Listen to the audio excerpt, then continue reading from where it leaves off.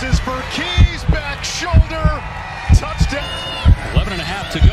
Pratt, touchdown. Welcome to the latest episode of the Signal Caller, where we are searching for the Raiders' next quarterback. Just going to kind of give you guys some overviews and some thoughts about the guys who are coming out in what is a really great quarterback class.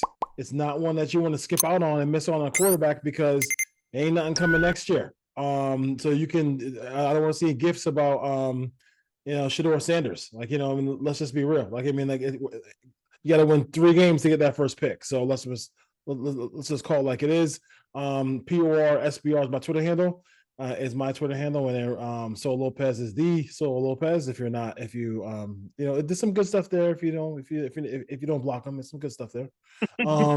If you so that's they're low. Let's start off with this real quick.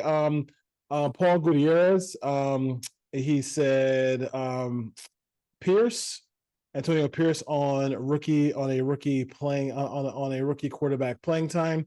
It depends on the quarterback you get and who that guy is. I mean, do you want to throw him into the fire? ? No, I don't. CJ Stroud. I don't think that's the best way. I don't think that's been the best way. I play with a guy like Eli Manning, first overall pick, didn't play. Okay. So careful now. Listen. I've already lost a lot. I mean, I already had a lot of people unfollow me for any AP takes. I do understand what he's saying. I mean, if you have Alex Smith there, and you have a Mahomes, you know what I'm saying? Like you have a Alex Smith again with Kaepernick. I get some of the analogies to it, but I get what you're trying to say. But at the end of the day, like it's multiple. I mean, it's 20 different ways to do this. Like you can play him from day one.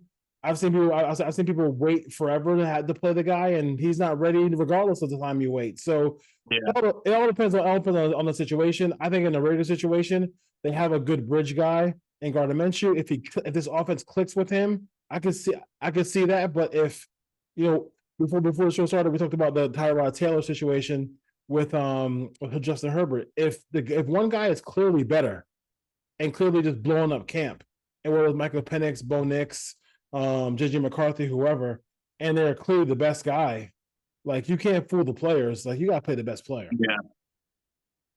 Yeah. Anthony Lynn didn't last too much longer after that situation. Tyrod Taylor literally had to get hurt by the doctor on the sideline for Herbert to play. And it should have been clear as day that in practice from everything that Herbert was ready to go and he could have played. And he ended up having one of the best rookie years a quarterback ever had. So it's crazy to me that with this talk from Antonio Pierce, it's like, I don't know what your game plan is in this situation. So are you preparing to not take a quarterback in the first round or possibly the second round? Are you preparing the fan base? Are you preparing your staff? Are you preparing the team that they're going to ride with Gardner Minshew and Aiden O'Connell primarily in 2024? It's like, I don't understand.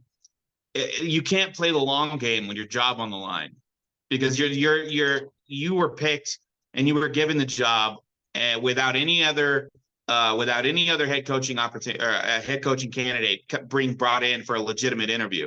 So in essence, does that give you the false bravado to think that you have latitude to fail without a quarterback or without quarterbacks playing in that situation? It just doesn't make any sense. It doesn't feel like anybody in the organization, from the Hondo Carpenter saying that Tom Telesco is trying to play the long game, quote unquote, the long game, whatever that means, or Antonio Pierce talking about, rookie quarterbacks not playing. This team is not a Super Bowl contender. I'm sorry. I'm probably going to get more people that block me after this. They're not a Super Bowl contender. They're not a Gardner Minshew away or an Aiden O'Connell away from the Super Bowl. They need a rookie quarterback. The team is not going to compete with the best teams in the AFC without finding their star guy. And they don't have a star guy on the roster now. And they haven't had a star guy on the roster for 22 years now since Rich Gannon was suiting up in number 12 for them. So it's like you need that guy. You have to have an absolute star to even compete in the AFC playoffs. To even have a chance. To even have a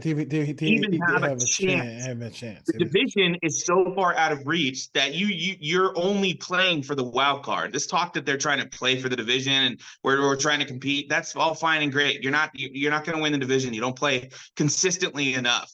And you have to rely on now that what the strength of the defense or the strength of the team is now the defense without a quarterback. So it's the issue of, can your defense play consistently well enough, and can your offense play complementary football enough, which is a strange place to be in considering where we're just at for the last 10 years. But that is what it is. You know, if you're not going to have a dynamic guy playing quarterback for you, you better have good pieces literally everywhere else.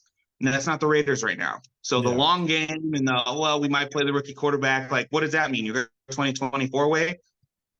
You're going to give 8 games to Aiden O'Connell or Gardner Minshew, and if they fail, then you're going to toss the rookie in there? It's like, come on, man. Let's be real here. All these quotes are going to make a lot more sense after the draft. So we'll know what their definitive plan is after the draft. So we could take all this stuff in hindsight and be like, well, he was just completely BSing. Yeah, you know, he was not saying literally anything in terms of the rookie quarterback, because they ended up not drafting a quarterback, or the complete opposite. He wasn't saying anything because they drafted Penix at 13, or they traded up for somebody and they're intent to play him on week 1 because he's probably going to be a better quarterback than the 2 guys they have there now. So we're going to look back on a lot of these quotes and be like, all right, well, we know this was BS. We know this was crazy. We know this was dumb talk. Like, this was GM speak or coach speak and whatnot. So we'll know definitively. And I'm anticipating that very much. Yeah, I can't wait to see what happens there. We are, April Fools is this weekend. So, the next thing you know, it'll be time for the draft. So good to go as far as that goes. Michael Pratt, quarterback for Tulane. Yes, sir. He is 6'2", 217 pounds.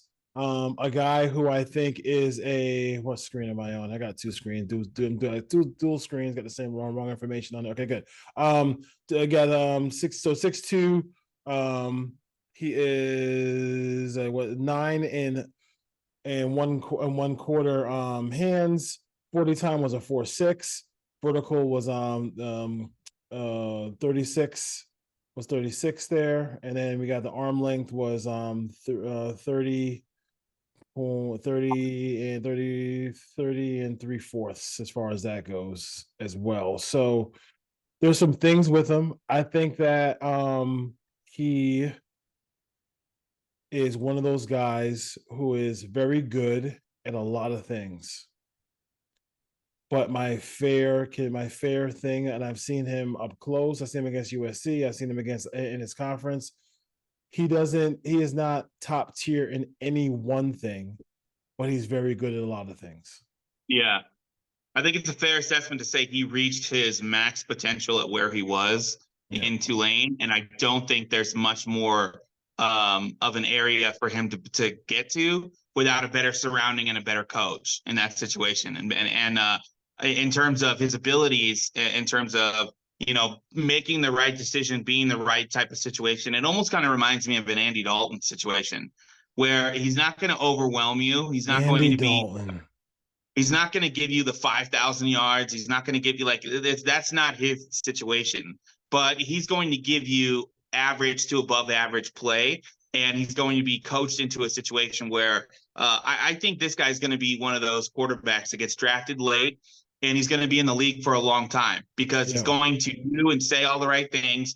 He's going to work all the right ways you need to work to be a good team player, to be a good backup in the situation. And if he gets a starting job, I don't think he's going to be so bad in the case where he's going to be a 1-in-15 type starter situation. Yeah, I think go ahead. I was going to say, I think all the experience that he's garnered out of college is going to help translate that into the next level for him. Yeah, and I think the thing about you mentioned Dalton, you mentioned Andy Dalton. I kind of look at a little bit like maybe Brock Purdy. Like Brock Purdy is he's more mobile than you think, but he's not Lamar Jackson. he has a decent arm, but he's not, but he's not going to remind you of, John Elway or anybody else in that situation, right? So he's not great at any of those things. He's just really good in a lot of different areas, and he's surrounded in San Francisco by a tremendously gifted class of players, and I think Michael Pratt is going to be in a situation where he's going to get drafted. For the most part, he's going to be able to sit for a year or two and behind a veteran quarterback and probably win a job maybe in year 2, year 3, and be good to go. As far as that goes, now do I think he's going to be? I think he's an elite prospect. No, do I think he's going to be? I think he's a superstar quarterback. I don't think he's a superstar quarterback, but I think he could be. I think he could be a very good. Andy. Remember, you say Andy Dalton. I say Brock Purdy. I picture Brock Purdy on. Let me think of a ordinary team for him to be on. Let's see if he was on the Patriots right now. Like he'd make plays, he'd make some nice plays here and there, but you wouldn't sit there and say, okay, let's build this bad boy around this guy. Yeah, I think if Brock Purdy puts together another year like he did this year, I think we'll have to change the status of or his standing in the league in that. So I didn't really want to quite go there because I give him.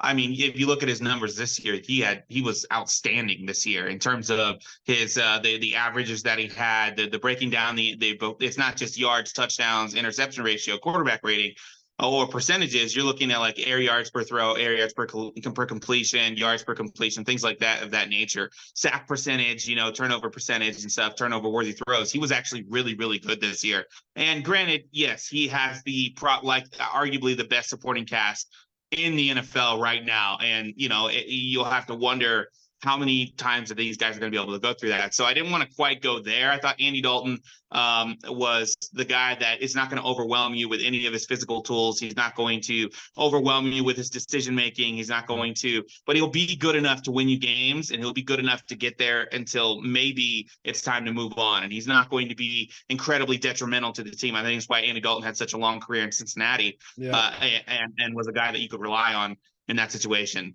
But I think to go against a little bit of what you said. I think that part of Purdy's thing here to me is that he is in a situation where he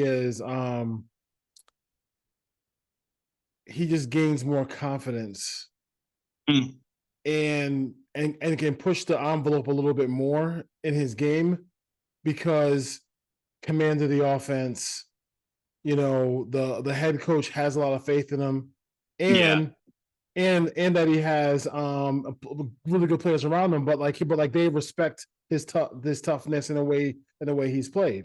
So I think that's why I don't think it's I'm not trying to diss his ability, even though I cannot stand the San Francisco 49ers every way, any whatsoever, and we all know that because we bleed silver and black on this show. But I really give him credit to the point where he still has to.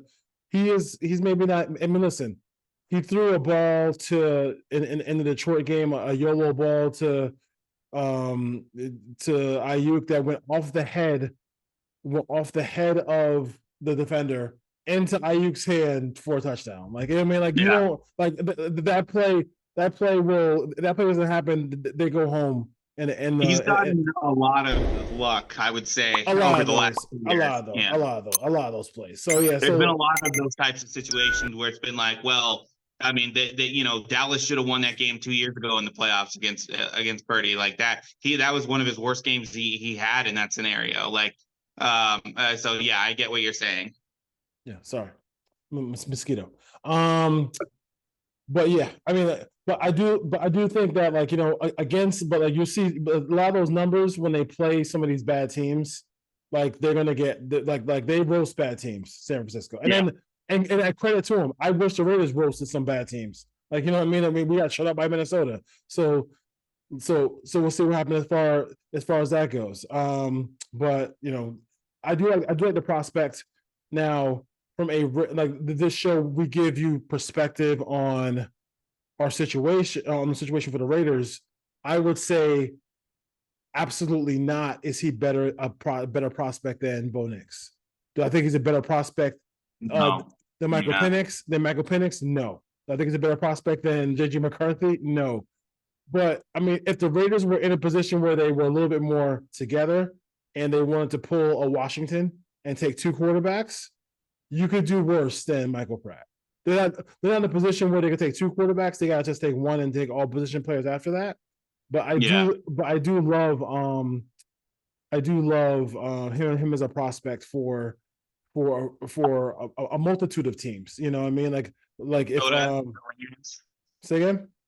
Minnesota or the Rams. Minnesota or the Rams later on and stuff like that. I mean, the Rams would be a good spot for him. I mean, Put him in Seattle. Put him in Seattle, Pittsburgh in the second round. If they have a second round pick, I'm trying to look and see how many picks they have a pick in the second half. I mean, Chicago has more picks. You know, I mean, there's a lot. I mean, like, there's a lot of places where you get the Patriots in the second round. Patriots, yeah. The Patriots, if the Patriots choose not to go quarterback, you know, so there's some spots here where you could say, you know, he could jump in. He could jump in, and I mean, would it be crazy if, you know, he got drafted in by the Browns? Who knows what's going on? What is going on with Deshaun Watson? Why is he not? Why when he's on a team with a, you know, really good defense, a really good offensive line, and some really good skill position players, why can't he perform? Like, he's not performing well at all. So that's what I'm thinking about. But I think he played in a program. I think he is a B prospect or B minus prospect, and he played at he played at a B minus program. Like, it wasn't Ohio State, it wasn't, you know, SC, it wasn't, you know, all you know, it wasn't Michigan, things like that. So good prospect. I would say fans are gonna like him. But I would say he's not. But there's gonna be meat unless you have an elite team around him. He's gonna leave some meat on the bone because he doesn't have the tremendous arm strength to get down the field. He doesn't have. Sure. He's mobile, but he's not electrically mobile like Lamar Jackson or Jaden Daniels or somebody like that. So. Yeah, there's a lot of overall attributes that he has that you can translate to the NFL. They're going to be good for him. I mean, he was very beloved by his teammates too. He's a good leader, good teammate, good locker room guy. He'll probably be good in the quarterback room the next level. He's going to work hard. He's going to work to be there. I really feel like Michael Pratt is like right there in the middle. He's going to be the line of good versus bad, I think, out of this draft. I think you're going to have the top 6 guys. I think Pratt is after that. And then after that, I feel like it's going to be, you're going to have to find a needle in a haystack to find a good guy. I think Pratt's going to be right there in the middle. He's right there at that. I'm good at a C+. I'm good at a B-. I'm good. But in terms of the pass fail, you have the first 6 guys, then you have the average guy in the middle. And then I think everybody after that is going to be judged based on where their situation goes. Can they overperform their evaluations? Can they overperform what they did in college? You know, Jordan Travis, Spencer Rattler, Joe Milton, guys like this that are going to be after Michael Pratt, in my opinion, at least. I know there's some people that are pretty high on Rattler and Milton in that regard, but I'm not as much. So I think if you want to get a guy that could be a stopgap, or a guy that might be able to develop into a quality starter, or a guy that might work hard enough or be in a good enough situation or scenario to not be detrimental to your team, I think that's Michael Pratt. And I think that a lot of these quarterback coaches and a lot of these guys that run their schemes quarterback friendly and try to run a situation where you're not putting so much on the quarterback's shoulders, it's going to have to pull you out of the fire every time, i.e. the Rams, i.e. you know, the Niner system. I like Shane Waldron's system a lot. That didn't put it was the best fit for Geno, but it didn't put everything on Geno's shoulders to win those games. His scheme was good enough to be able to find the weaknesses in the defense to be able to do that, and Geno flourished in that type of system. That's why I'm really excited for Caleb to go there and work with Shane Waldron. But things like that, I think that would be good spots for Michael Pratt. Yeah, and I think you mentioned it too. Is like he is the clear 7th quarterback. He is way more consistent than Rattler, Travis, or Milton. And he also didn't play with anybody who is, you know, who's on, you know, who's, you know, he's not, I mean, like, you know, as talented as what they had at South Carolina or Florida State or Tennessee. So would say I'm really looking forward to seeing what he brings to the table in the draft down the road. But he's a solid pickup. He is that next. He is the leader. He is the Caleb Williams of the next tier. Yeah, there you go. If that makes sense. If that makes sense. I couldn't think of anything else.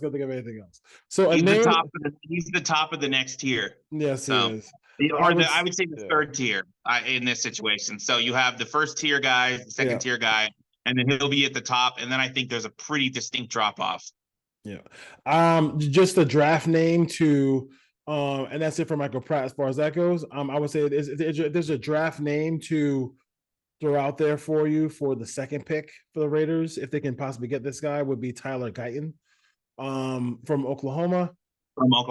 6'8", 322 pounds, can move like the wind. And if you're having your offensive line move, and that's a big thing for the Raiders want to do, is have an offensive lineman who can move on the right side because of the scheme they're going to be running. He would be a guy, and this is all Ryan Holmes talked about just getting they said you can't just get a tackle. You got to get a guy who's a good tackle, but also fits the system. And this guy definitely, he felt like this guy definitely fits the system. And if you look at the Put on Raiders podcast for, the years that Ryan and I have done the show, his hit rate on offensive linemen is pretty damn good. So I would definitely take heed to what he's saying about as far as that next pick. Go ahead.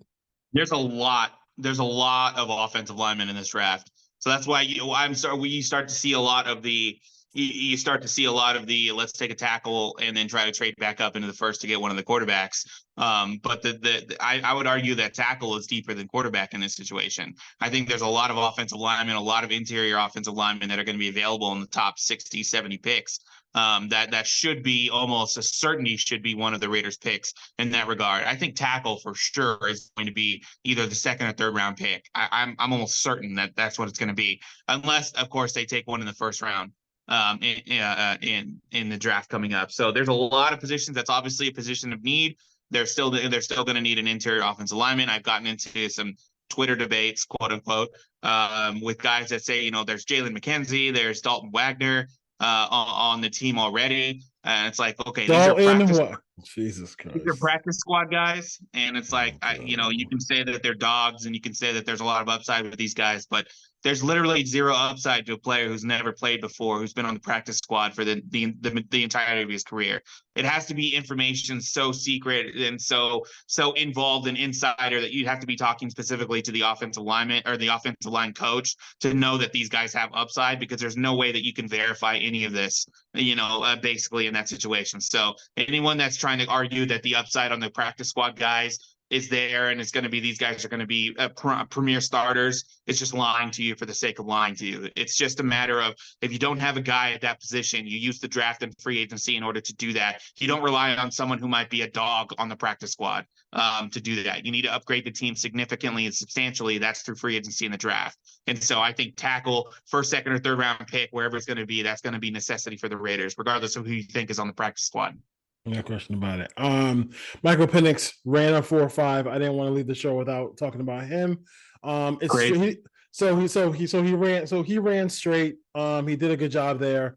He doesn't do that in the game, but he wasn't asked to do that in the game. And I think Ryan Grubb, who was his offensive coordinator, who is now the offensive coordinator for the Seattle Seahawks now. Mm-hmm.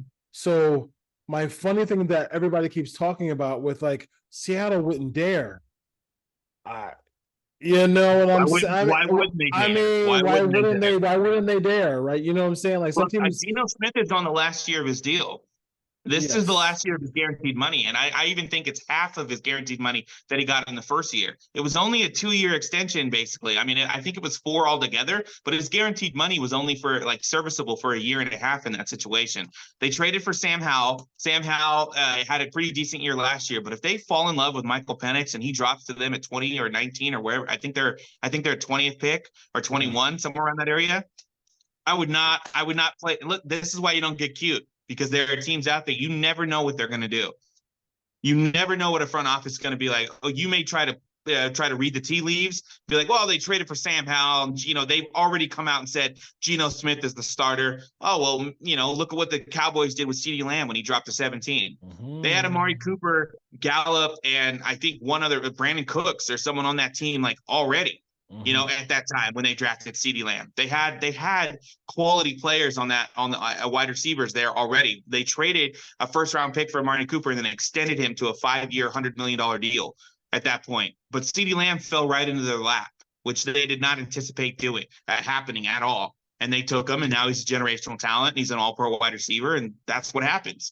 So I would not just try to play God or and be clairvoyant with all these other teams behind them, because the Saints could take a quarterback right after that when they've never done it in the history of their franchise. You just never know what an organization is going to do and what they're thinking. So whenever I used to try to get away with something, my mother used to have this thing where she would say to me, "You think you slick." Boy, you think you slick. Don't try to be slick here, man. I'm telling you right now, don't be trying to be slick, because unless because I'm telling you, he's not survive. I'm telling you, Knicks and him are not. This is going to be 6 quarterbacks in the first round, and because you have teams who've drafted, in the past, well before.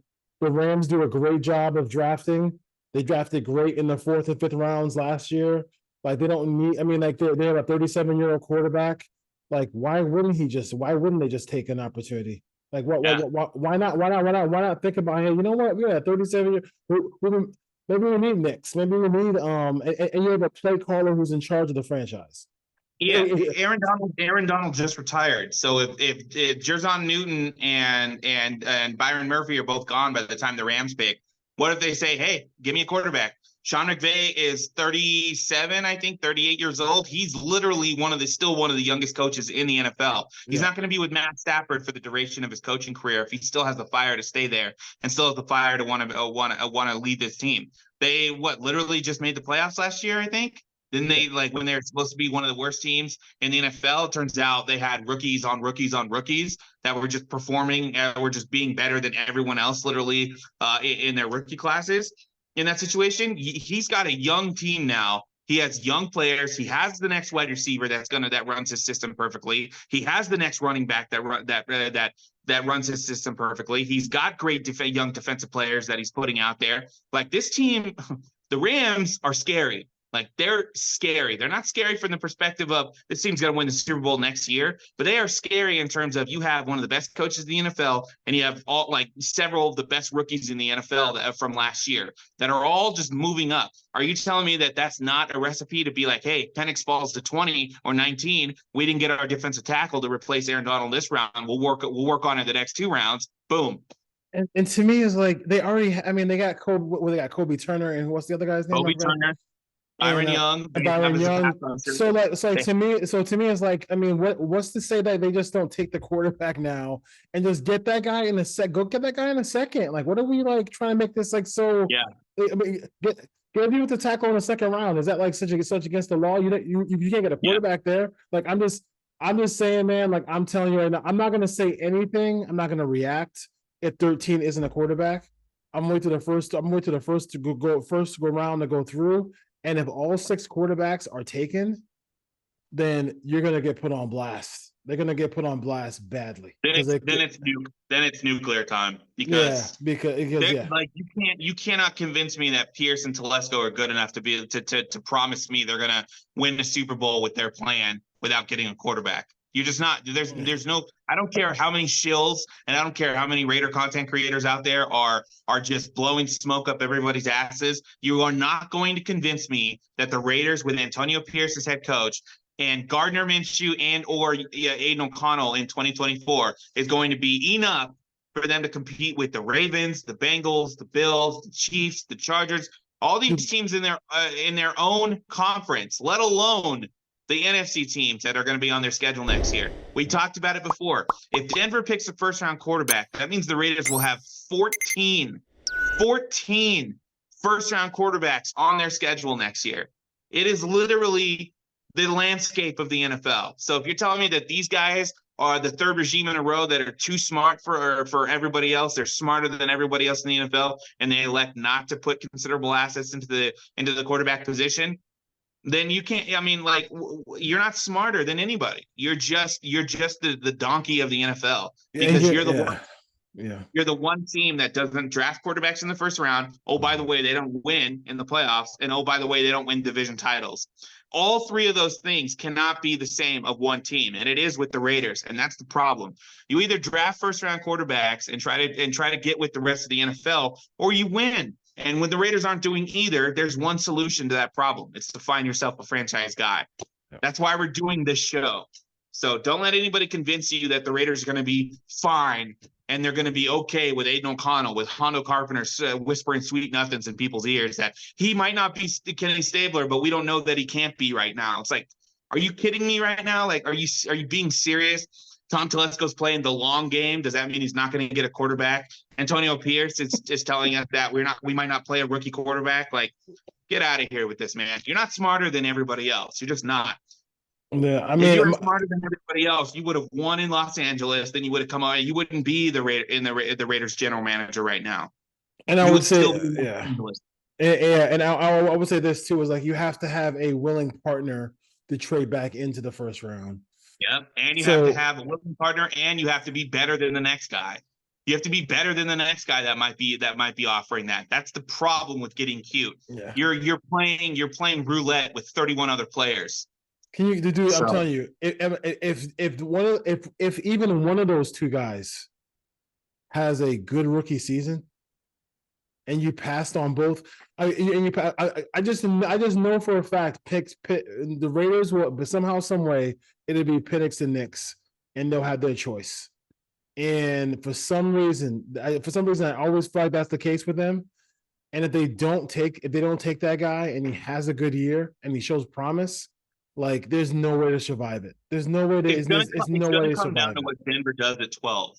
Because if Denver stays put and decides not to take a quarterback, then the Raiders are likely going to have at least two of those guys there. But if they decide to take Bo Nix or Penix at 12, then your only option is to take the last guy. Because I think it's pretty clear what Minnesota's going to do.